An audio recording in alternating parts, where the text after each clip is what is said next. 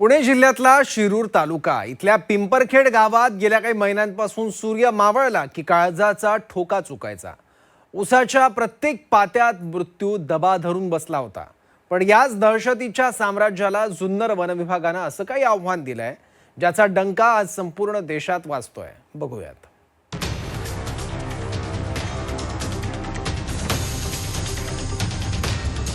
गेल्या काही वर्षांपासून बिबट्यांचे वाढते हल्ले, त्यातून ओढवलेले मृत्यू ही बाब गंभीर बनली आहे। त्यात पुण्यामध्ये बिबट्यांचे हल्ले मोठ्या प्रमाणात झाले। यामुळे बिबट्यांचा बंदोबस्त करण्याचा विडा वन विभागानं उचलला होता आणि त्यात वन विभाग यशस्वी सुद्धा झाला। भारतातलंच नाही तर जगातलं सर्वात मोठं रेस्क्यू ऑपरेशन राबवलं गेलं। अवघ्या 3 ते 5 किलोमीटरच्या परिघातून गेल्या 120 दिवसांमध्ये तब्बल 46 बिबट्यांना जेरबंद केले।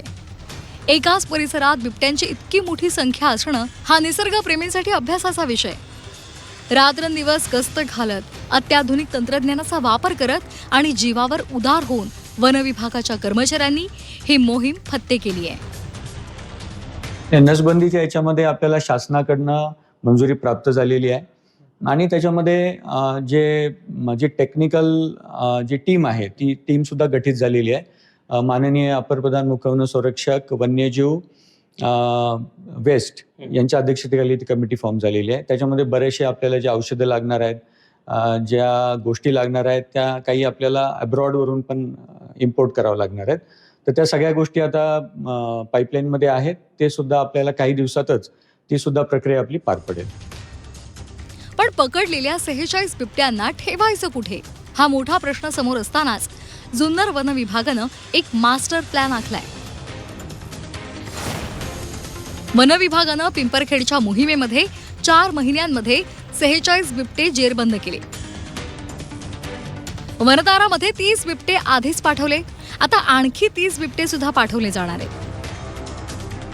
देशातल्या विविध प्राणी संग्रहालयांमध्ये 17 बिबट्यांची रवानगी होणार आहे। जुन्नर, शिरूर आणि आंबेगावमध्ये 5 नवी रेस्क्यू सेंटर सुद्धा उभारले जातील।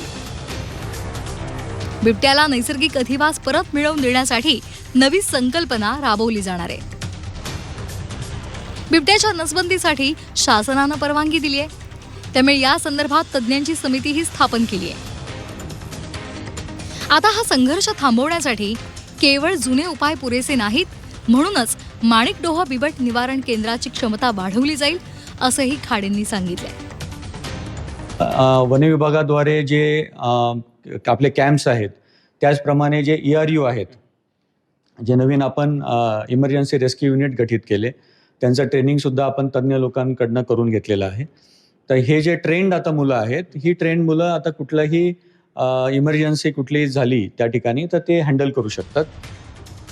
निसर्गाच्या चक्रात बिबट्या स्वतःचं अस्तित्व टिकवून आहे, पण मानवी वस्तीत त्याचा शिरकाव संघर्षाला निमंत्रण देतोय।